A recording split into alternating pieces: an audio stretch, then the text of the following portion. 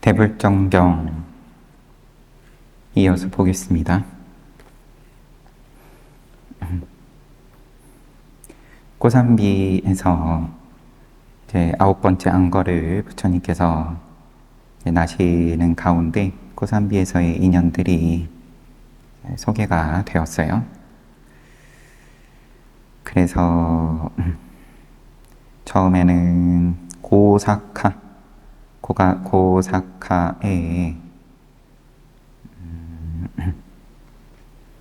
고사카가 고산비국에 어떻게 부호로 자리를 잡을 수 있었는지에 대해서 쭉 이야기가 나오고, 그 다음에 고산비의 새 부호가 부처님에 대해서 어떻게 처음 접하게 되고 찾아가서 가르침을 받고 수다원과에 오르고 고산비에 오셔서 방문해 주시기를 청을 드리고, 그리고 3년 뒤라고 나왔던 걸로 기억하는데, 부처님 모셔서 이 부호들이 각자 자기 동산에 승원을 세워가지고 부처님께서 돌아가면서 안거를 하셨다.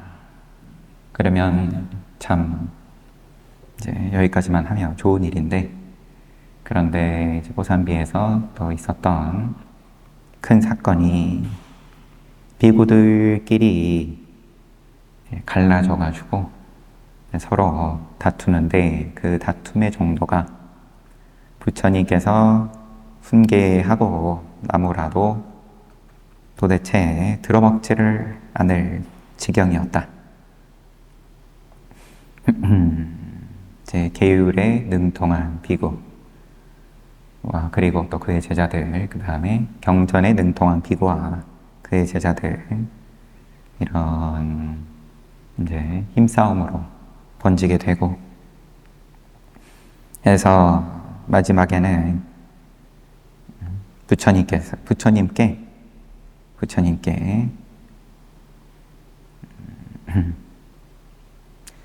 수승하신 열애시여 기다려 주십시오. 세존께서는 고요히 머무시면서 이 일에 관심을 갖지 말아 주십시오. 우리가 이 일을 책임지겠습니다.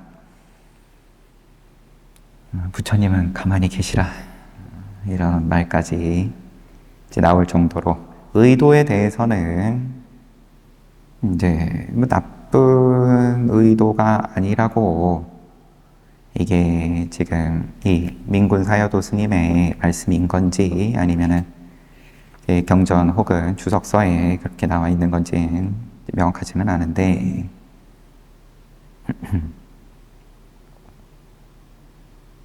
이제 부처님께서 편안하시기를 바라는 뜻에서, 평화로우시기를 바라는 뜻에서 이렇게 이야기를 했다. 부처님께서 반복해서 이야기를 해줘도 계속 굽히지를 않으니까 정말 무지한 자들이로다, 부처님은 생각했다. 정말 무지한 자들이로다. 제자들한테 도과를 성취할 수 없는 사람들을 교화하기란 참으로 어렵다. 자격이 없는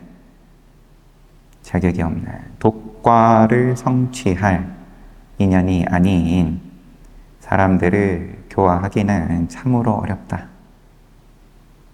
그들에게 제정신을 찾아준다는 것은 쉽지 않은 일이로고, 그런데 부처님은 그 자리를 떠났다. 부처님 제자가 될 인연은 있으니까 비구가 된 거기는 하겠지만, 처음에 설레 비구들이야 이제 다들 부처님 만나자마자 그러면 아라한과를 이루고 했던 건데, 이제 그런 설레 비구들만 받아주고 그들에게만 문을 열어놓은 건 아니셨으니까, 제자들이, 비구들이 다른 사람을 비구로 만들어줄 수 있는 권한을 나누어 주시는 그 단계부터인 거겠죠. 그래서 어쨌든 상가에서 지켜야 될 계율을 지키면, 어기는 대로 거기에 맞는 참회를 받으면 그러면은 받아준다. 부처님은 아침 일찍 고삼비시에서 탁발을 마친 뒤 승원으로 되돌아갔다. 그리고 자신의 숙소를 정돈한 후 법복과 바루를 지니고 나와 비구들 한가운데에 서서 다음과 같은 열수의 개송을 읊었다. 아직 아예 떠나시지는 않으셨어요. 떠나시는 직전이네요. 이 개송을 읊으신 다음에 그 다음에 가버리셨다. 개송은 오염된 입과 거친 방식을 지닌 이 비구들은 난폭하고 우울한 목소리로 말하네. 불순한 마음을 지닌 같은 유형의 사람들이 있나니 그들 중 자신의 오염과 어리석음을 아는 자는 없도다. 무엇보다 중요한 것은 그들 중 자신의 행동이 승단의 불화를 초래했음을 아는 자가 없다는 것이니라.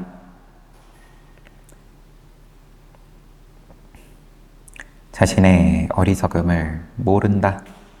그리고 그것이 이 공동체를 무너뜨린다는 것을 모른다.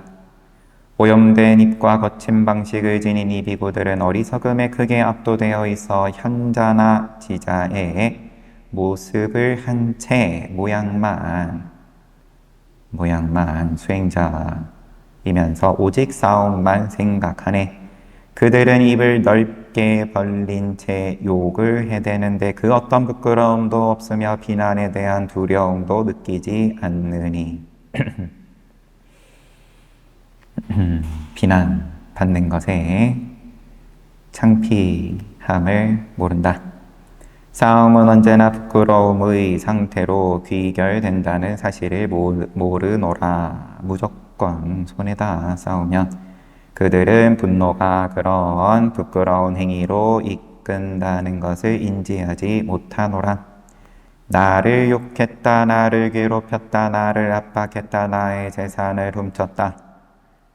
이런 이유로 어떤 사람에게 분노를 지니고 있으면 그에 대해 참으려고 하지 않아 평화와 평정을 추구하지 않는다면, 참으려고 하지 않고 평정을 추구하지 않는다면 그 적대감의 불은 꺼지지 않을 것이며 겁이 해체되는 시기에 이르도록 타오를 것이니라. 나를 욕했다, 나를 괴롭혔다, 나를 압박했다, 나의 재산을 훔쳤다는 이유가 있지만 인내와 무관심을 통해 분노를 지니지 않으면 적대감의 불은 연료가 없기 때문에 점점 시들어갈 것이니라. 악의의 불은 상대에게 원망을 지니거나 복수를 한다고 해서 원망을 지니거나 아니면 실제로 그 원망을 표출한다고 해서 꺼지지 않느니라. 냄새로 냄새를 없앤다는 것은 소용없는 일인즉. 세상의 공식은 다 이제 업으로 업을 없애는 방식이니까 모양으로 모양을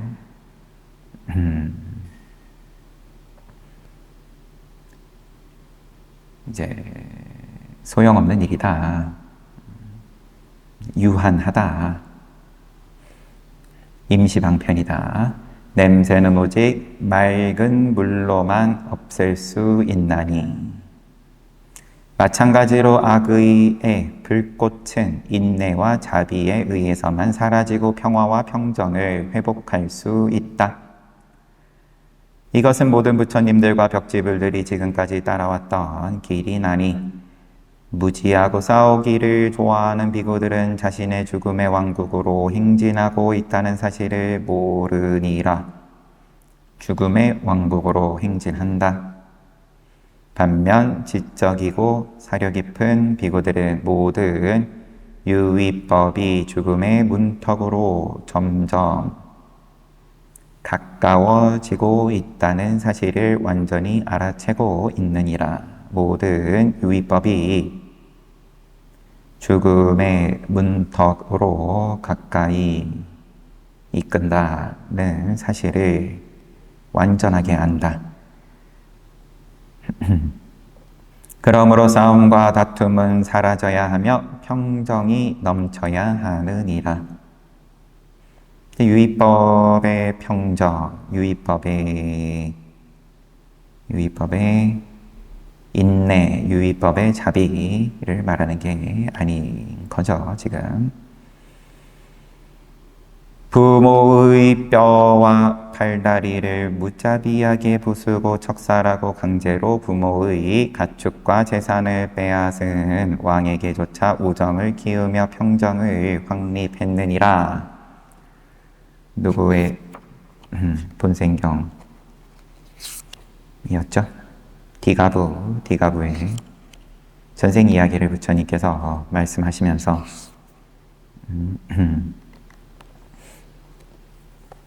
싸우지 말아라.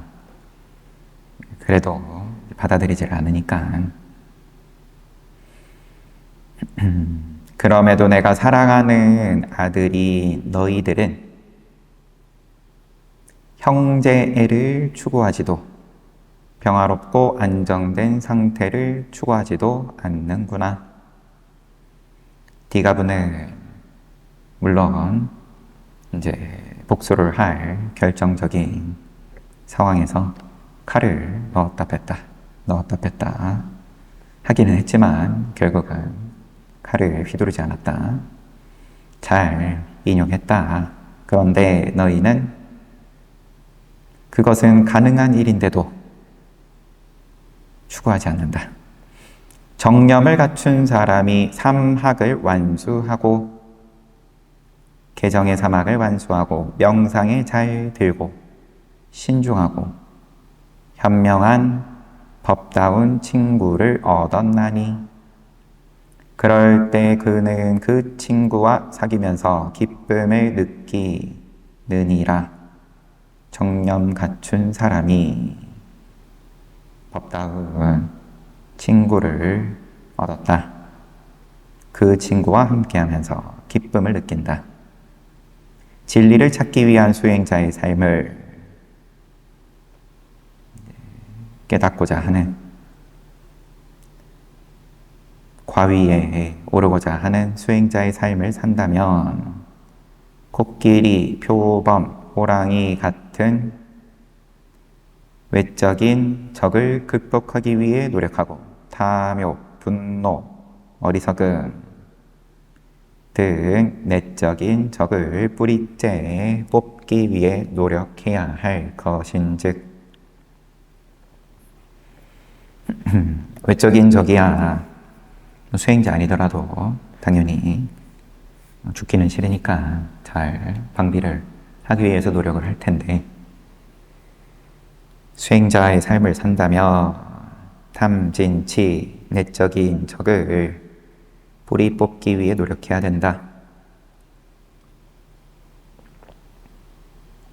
정념을 갖춘 사람이 삼학을 완수하고 명상에 잘 들고 신중하고 현명한 법다운 친구를 얻지 못했다면 그는 수행자의 삶 속에서 궁극적인 진리를 얻기 위해 오직 홀로 노력해야 하느니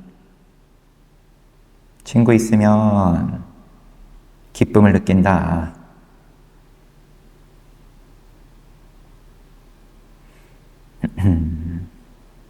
진리를 찾기 위해 앞에 잠시만 보겠습니다. 진리를 찾기 위한 수행자의 삶을 산다면 안팎의 적을 뿌리 뽑기 위해 노력해야 할 것인즉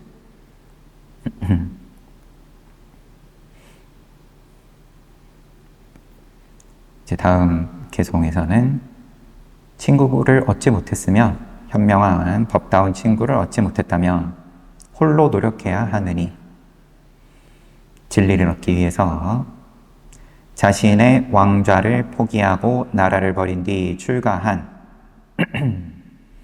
마하자나카나 아린다마 같은 고대의 왕들처럼, 그리고 숲속을 홀로 돌아다니는 마탕과 혈통의 수 코끼리처럼 홀로 노력해야 하느니라.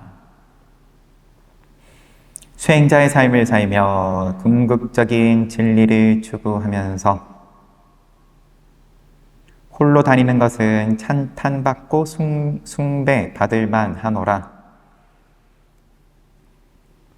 저속하고 무지한 사람과 사귀어봤자 믿음과 통찰력을 얻는데, 그리고 계율과 삼매와 지혜의 사막을 수습하는데 아무런 도움이 없느니라. 그럴 때는 차라리 혼자 힘으로 궁극적인 목적을 추구하는 것이 낫다. 혼자 해라. 마치 세상에 관심을 두지 않은 채 숲속을 홀로 다니는 숲꽃길이처럼 홀로 다니라. 어떤 악도 짓지 않을 것이니라.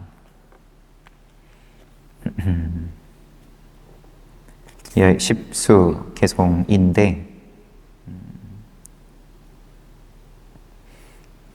부끄러움을 모른다. 너희들은 첫 번째, 두 번째 분노를 지니고 그걸 참으려 하지 않는다. 세 번째, 네 번째, 다섯 번째, 다들 죽음의 왕국으로 자기 발로 행진한다. 들어간다. 죽으려고 하는 짓이다. 다투는 건. 그리고 뒤에 세 수는 법다운 친구를 얻었으면 함께 수행자의 삶을 살고 진리를 찾기 위한 삶을 살고, 친구를 얻지 못했으면 혼자 해라. 왜냐하면 세력을 이루어가지고 지금 이제 그룹으로 이제 다툼이 벌어지고, 그 공업인 거죠. 공업은 이제 혼자서는 지혜로운 사람도 집단의 이익 앞에서는 전혀 혼자 있을 때 보이던 지혜로운 모습은 온데간데 없어지고 하는 게 일상에서 우리가 흔히 보는 모습이니까요.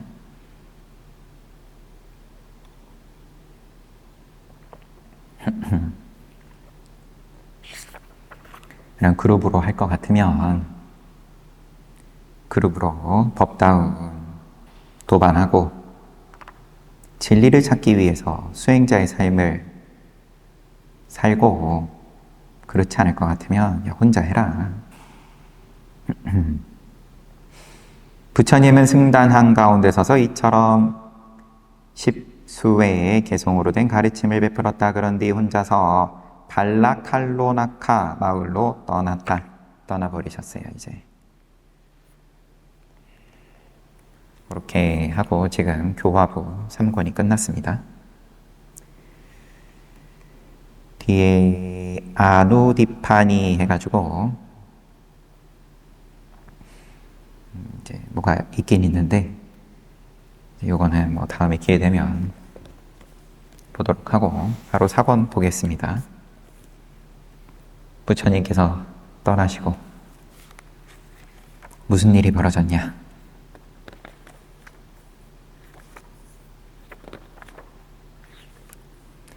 발라칼로나카에서의 10번째 안거, 28번째 장. 발라칼로나카, 입에 있지가 않아요.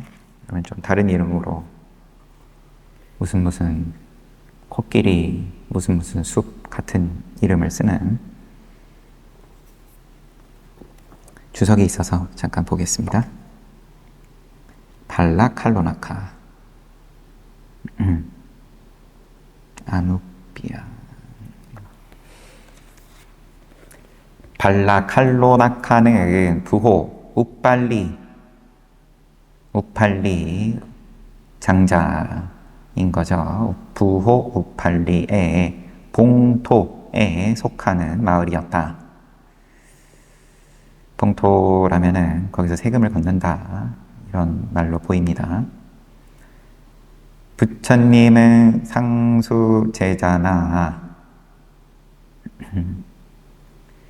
그러면 부호라 그러면 이제 그냥 재벌하고는 또 조금 느낌이 달라요. 봉토가 있다, 영지가 있다 그러면 세금을 거둘 수 있는 마을이 있다. 귀족인 거네요. 그러면 부처님은 상수제자나 대제자는 물론 아난다 존자에게도 알리지 않은 채 그 마을로 갔다. 상수제자는 사리푸타 하고 마하모칼라나 두 분인 거고, 또 다른 대제자들, 또 대성문이라고도 부르고 80분을 말하는 거겠죠. 부처님 왼쪽으로 앉는 40분, 오른쪽으로 앉는 40분. 아난다는 여기에도 지금 들어가지 못하는 상황인 거고, 그러면 아난다 존자에게도 알리지 않은 채 그 마을로 갔다. 꼭 그런지 아닌지는 지금 명확하진 않긴 합니다. 이제 시자, 이때는 전담 시자는 아니기는 하지만 그래도 많은 시간을 부처님을 옆에서 시봉을 하고 있으니까 이런 표현이 나오는 걸 테고, 10번째 한 거를 발라칼로나카에서 나시기 위해서 가셨어요.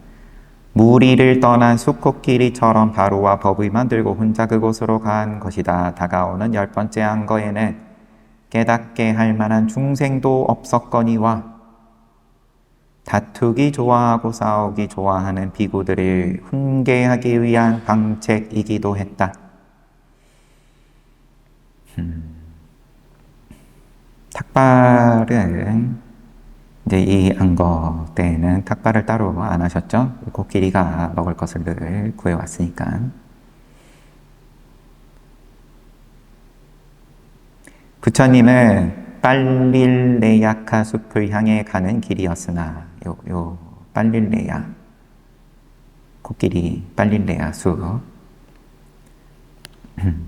이 숲을 향해서 가는 길이었으나 도중에 홀로 숲속에서 머물고 있는 바구 장로를 격려하기 위해 발라칼로나카를 들렀다. 바구 장로는 아난다 존자하고 같이 출가한 6 왕자 중에 한 명이죠. 네, 여기는 10대 제자는 아니기는 한데 어쨌든 수행 혼자서 숲에서 잘 하고 있었다. 부처님을 따르려는 비구들, 부처님이 이렇게 홀로 떠나자 500명의 비구들이 아난다 장로에게 말했다. 아난다 존자여, 부처님이 홀로 떠나셨습니다. 우리도 부처님을 따르도록 합시다. 빨리 쫓아갑시다. 이 500명을 지금 다툼을 하는 고삼비국의 그 비구들 말고 다른 500명인 걸로 알고 있습니다. 그들은 아직도 여전히 싸우느라고 정신없겠죠?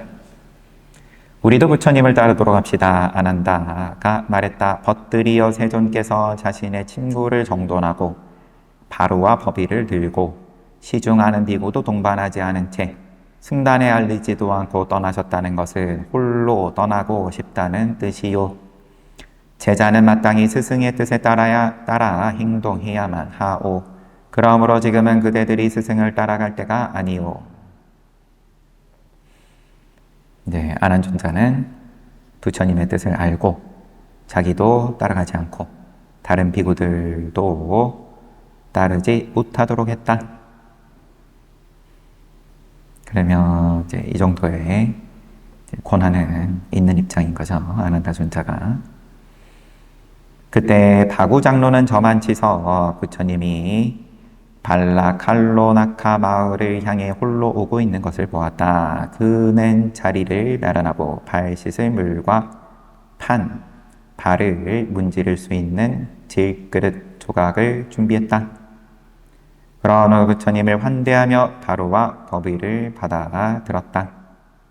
부처님은 발을 씻고 나서 바구여 잘 지내고 있었는가? 먹을 음식은 충분한가? 탁발하는데 힘들지는 않은가?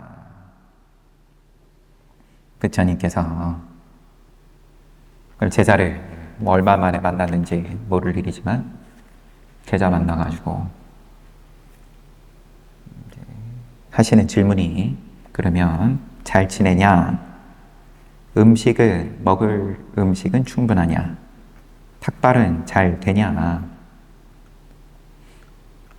이제 공양에 대해서 이제 묻는 거라고 볼 수도 있고, 탁발이 잘 안 됩니다. 그렇게 대답을 하기는 쉽지 않을 것 같은데, 수행에 대해서 묻는 건데, 너의 수행이 요새 어떠하냐? 그런데 음식은 충분하냐? 탁발하는데 힘들지는 않은가? 장로가 대답했다. 세존이시여, 저는 괜찮습니다. 음식은 충분하고 탁발도 힘들지 않습니다. 부처님은 바구에게 홀로 사는 것이 지닌 장점에 대해 반나절과 온 밤을 걸쳐 설한 후, 반나절이면 점심때, 대략 점심때부터 오후, 그 다음에 온 밤 걸쳐서 설하셨다. 홀로 사는 것이 지닌 장점. 칭찬하시는 거죠. 홀로 살고 있는 바구에게 하시는 말씀이니까. 다음날 그를 대동한 채 발라칼로나카 마을로 탁발을 하러 들어갔다. 탁발을 마친 후 그곳에서 바구 장로를 돌려보낸 부처님은 화합하여 지내고 있는 3명의 수행자들을 만나야겠다 생각하고 동쪽의 대나무 숲을 향해 홀로 들어갔다. 탁발을 바구 장로 데리고 한번 하시고, 부처님은 이미 다 아시는 입장이시기는 하겠지만, 수행 잘 하냐 물어보시는 질문이 이러하고, 그리고 또 탁발을 같이 한번 해요. 탁발 나가보면 이제 그 지역에, 이 마을에 사람들이 고스란히 다 드러낼 테니까 바구 장로가 평상시에 어떻게 살았는지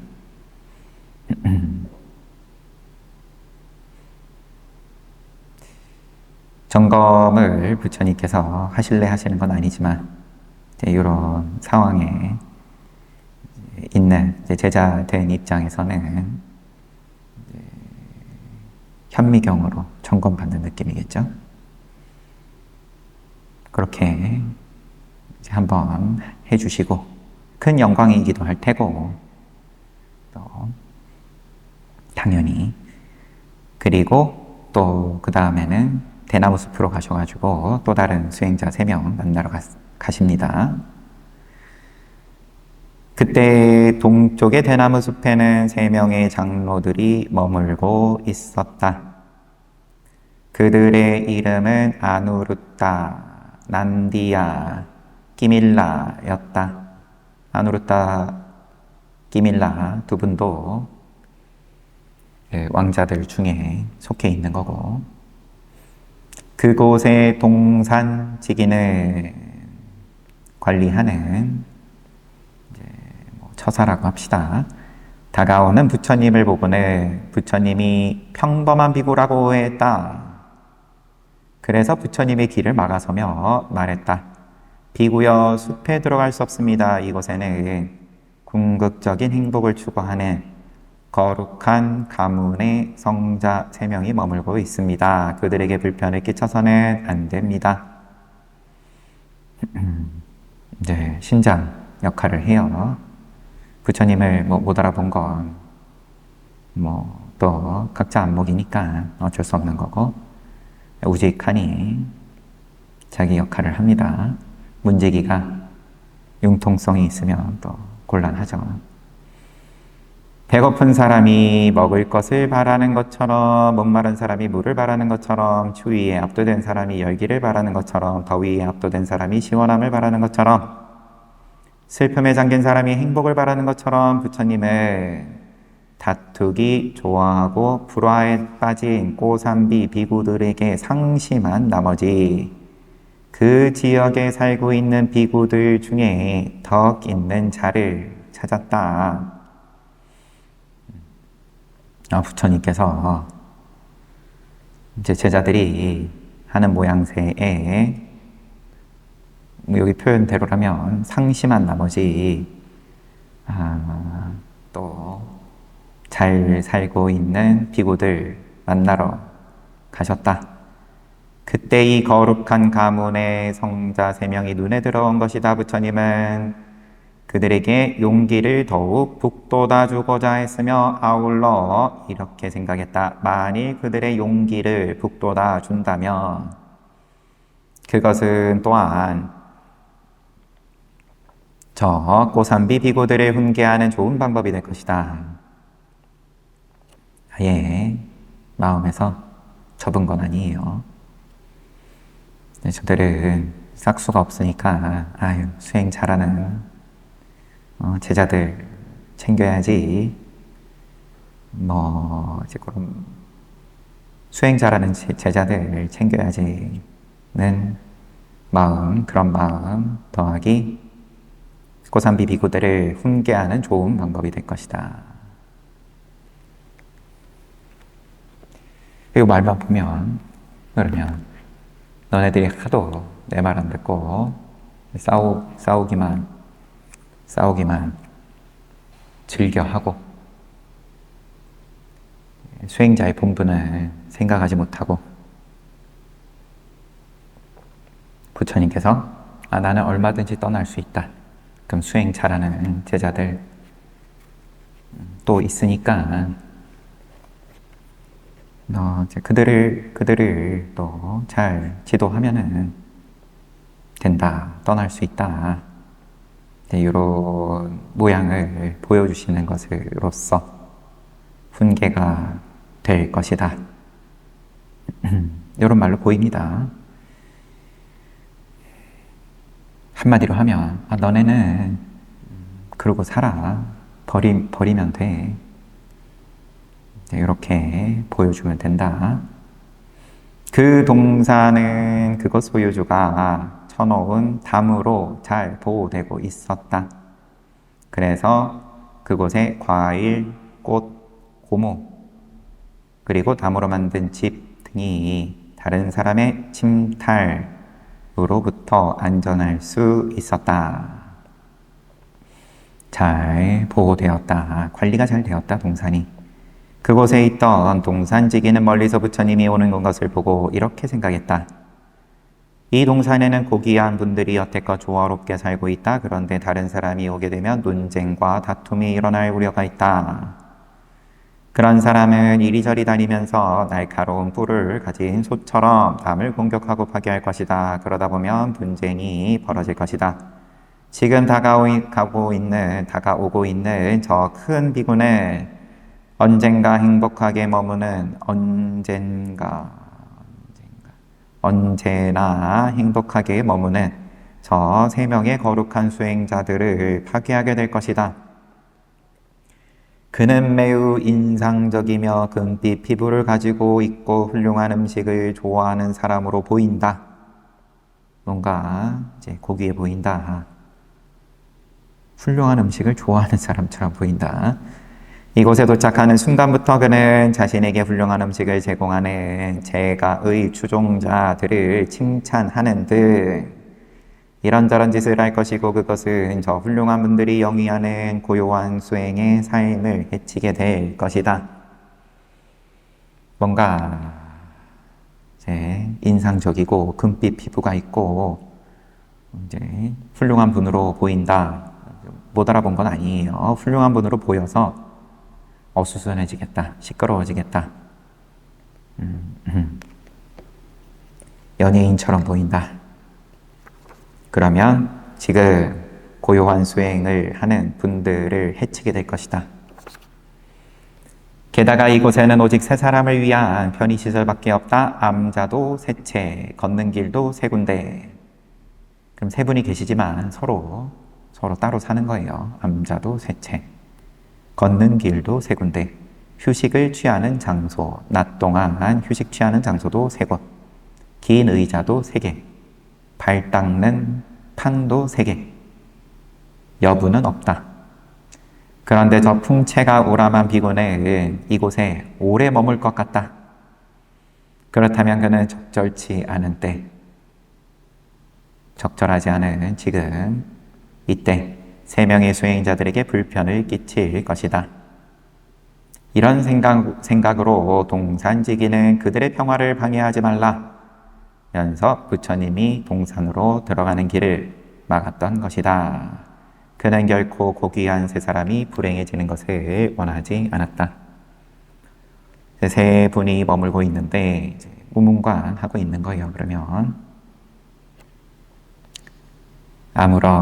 아무런 방문객도 받아주지 않고 암자 세 군데 등등 이런 동산에서 지내고 있고, 호법을 이 동산지기가 아주 잘 서고 있고, 동산지기는 자기 앞에 서 있는 비구가 부처님인 줄 몰랐다. 부처님이 비구 승단을 이끌고 광채를 발휘하며 다닐 때 사람들은 물어보지 않고도 그가 부처님임을 안다.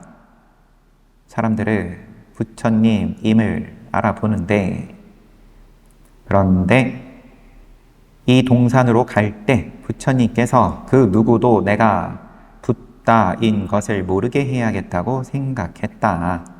그래서 부처님께서는 광선뿐 아니라, 광선이면 제 몸에서 발휘하시는 빛뿐 아니라 부처님의 영광된 자질들을 30 이상을 모두 장막 뒤로 숨긴 것처럼 신통으로 감춘 채 다녔던 것이다. 마치 큰 보름달이 구름에 가려진 것처럼 아무도 모르게 자신의 바로와 법복만 가지고 다녔다.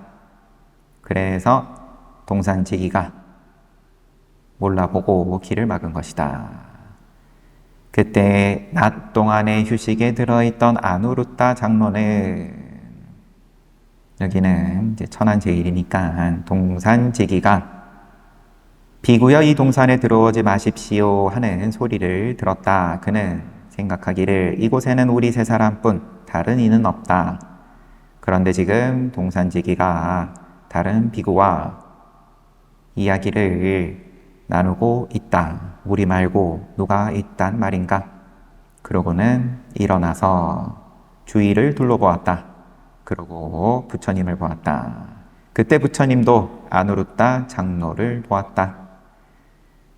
부처님께서는 그때 몸에서 광채를 내뿜었다. 그러자 30 이상 80종으로 장엄된 부처님의 몸은 황금빛 천이 펼쳐진 것처럼 영광스럽게 빛났다. 이것을 본 아누루타 장로는 목이 한껏 부풀어 오른 코브라를 잡으려고 손을 내미는 사람과 같이, 저 불쌍한 동산지기는 세상에서 가장 위대한 인물을 대하고 있으면서도 저분이 부처님인 줄 모르고 있다. 아누루타 장로는 동산지기에게 부처님을 막지 말라. 그분은 바로 우리의 스승인 세존이시다. 라고 명령조로 말했다.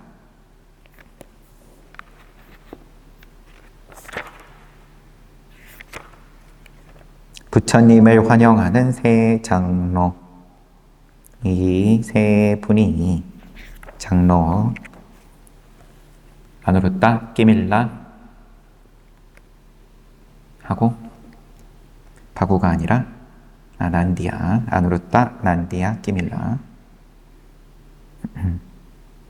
세 분이 얼마나 함께 있으면서 또 혼자 있는 것하고 다름없이 수행을 잘 하는지에 대해서 부처님께서 또 크게 칭찬을 하시고 그런 내용이 가난존자 얘기 볼 때도 우리 여러 번 함께 봤었고, 그런데 지금 여기 대불전경에서는 부처님께서 의도를 가지고 고산비의 비구들이 아무리 이야기를 해줘도 부처님 가만히 계십시오, 우리가 책임집니다, 뭐 이런 말만 하니까 정말 어리석다. 도과에 오를 인연이 없는, 그럴 자격이 없는 자들을 가르친다는 건 너무 어려운 일이다. 그러면서 그 다음 쓰신 방편이 하실 만큼 하시고, 그러고도 안 통하니까 방편이 다른 데로 떠나버리고, 그리고 수행 잘하는 비구들을 또 응원하시고,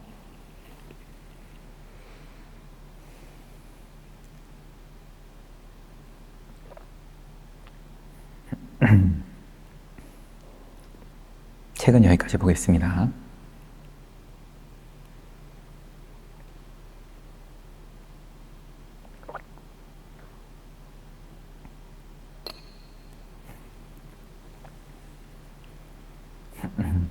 대중생활이죠. 대중생활. 대중생활은 태어나기 전부터, 그때는 뭐 여기 부처님 율장의 기준으로 대중은 아니지만 어머니 태 속에 있을 때, 그때도 혼자 있는 게 아니니까 대중생활이고, 그러면 윤회의 과정에서 한 번도 대중생활 안 한 적이 없는 건데, 아닌 적이 없는 건데, 어느 한순간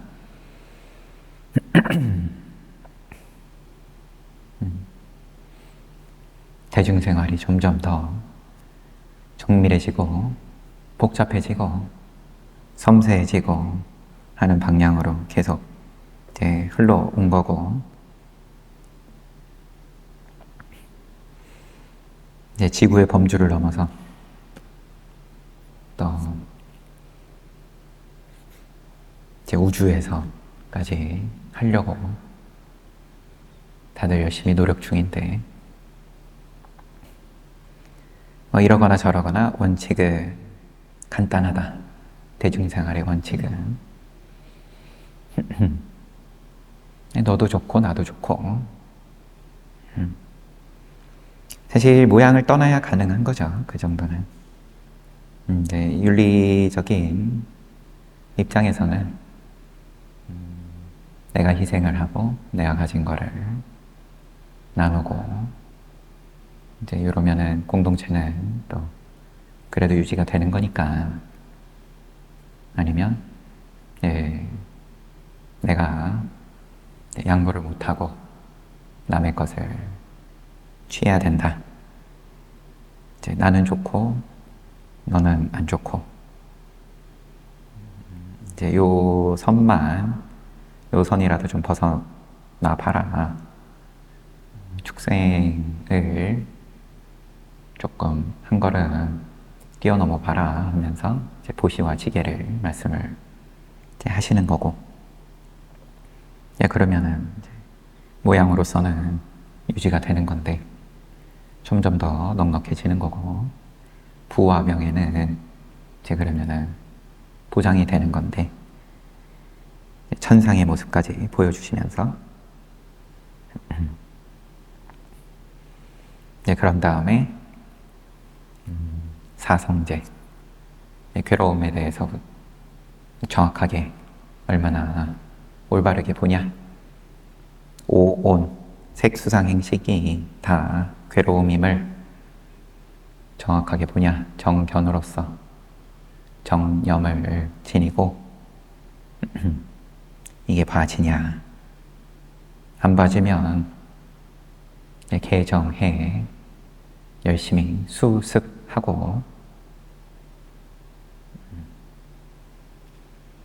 이제 그런 말씀입니다. 우리가 계속해서 보고 있는 게. 그런데 그게 잘 안 되면 안 될 수밖에 없죠. 몸이 애초에 그렇게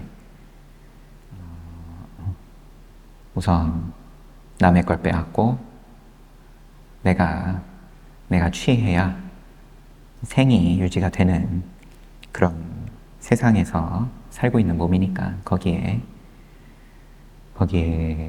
이제 적합하게 적응을 한 몸이니까 이제 그런 가운데에서도 그러면은 믿음을 가지고 한번 따라봐라 라면서 부처님께서 말씀을 계속 하는데도 부처님은 평화롭게 계십시오. 이제 이럴 지경이니까. 그래도 쫓겨나진 않습니다, 이들이. 이 정도 해도 부처님께서 지금 쓰고 계신 그러면 됐다. 내가 너네들 언제든지 떠날 수 있다. 이제 이런 방편에는 이제 효과를 보시는 거니까.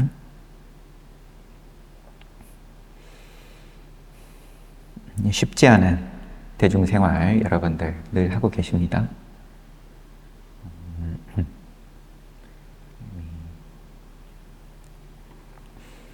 그것만 해도 수준이 보통은 아닌 건데 내가 불편한데 자리를 함께 할 수 있다. 내가 함께 하기가 싫은데 이게 어려운데 다투는 관계인데 그런데 자리를 함께하고 공양이 같이 되고 그러고 나중에는 이제 안거가 같이 되고 그러면은 이제 시간 문제다. 당장은 이제 과위에 오르지는 못했을지언정 한번 해봐라. 네, 그런 말씀 며칠에 걸쳐서 계속 지금 보고 있습니다. 주말인데 또 나오셔가지고 함께 대중생활 잘 이제 하는 중이에요. 쉬었다가 정진하겠습니다.